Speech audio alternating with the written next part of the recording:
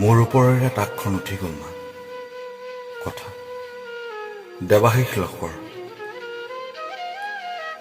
মোৰ শৰীৰৰ ওপৰে তাকখন উঠি গ'ল মা। মোৰ ভৰিখন আলিটোৰ ইপাৰে চিটিকি গ'ল আৰু মোৰ হাতখন মা।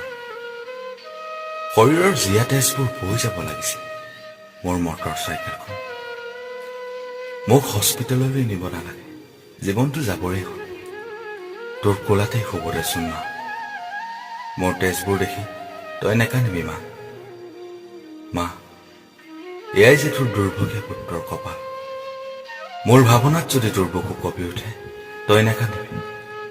মোক এনেকৈ দেখি পঢ়িলিখা মোৰ জীৱনৰ অৰ্থহীন উত্তৰ বিচাৰি নিজকে শেষ কৰি নেপেলাবি মা। দুদিনৰ কাৰণে আহিছিলো, এতিয়াচোন যাবই হ'ল মা। তই নেকান্দিবি। উশাহবোৰ ছুটি হৈ আহিব লাগিছে আৰু সময়বোৰ মা, জীৱনৰ শেষ নিশ্বাস তোৰ বুকুতে এৰো দে মা। বুকুখন পাতি দে মা।